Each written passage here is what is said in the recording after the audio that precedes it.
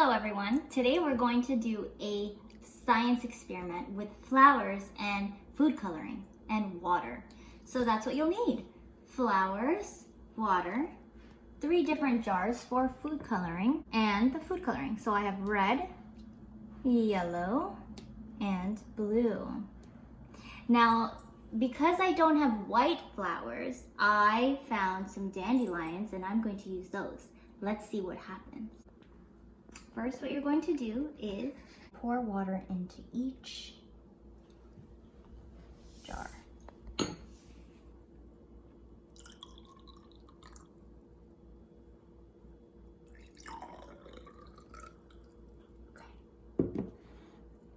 Now, I'm going to put in 3 drops of blue. 1, 2, 3. Now it's yellow.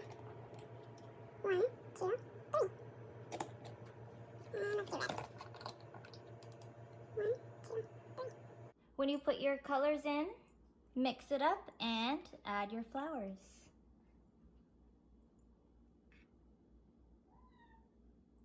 Hello. And let's just wait and see. I went for a walk, and in front of my house, I found these tiny little white flowers that I thought I would be able to use for our experiment. Let's see what happens.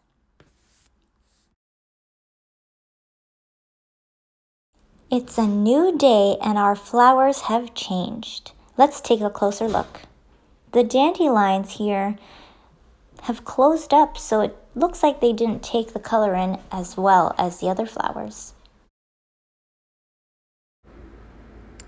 Okay, let's take a closer look at the white flowers that we added in. As you can see, the stem of the flowers have gotten longer. This means they have grown. Let's take a look at each flower and see if the corollas have changed color. Although it's quite small, you can see these flowers have changed into a tint of the color blue. And this flower has a tint of yellow on its corollas.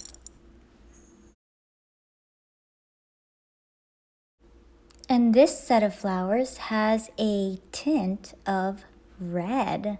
If you look very closely, you can see the red in each petal's veins. How did this happen?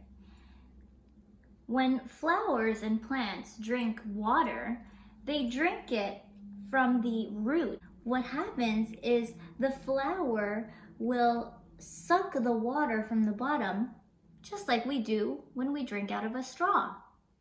And it'll go all the way up through the stem. And because the water is a different color, the flowers will change color too. Isn't that interesting?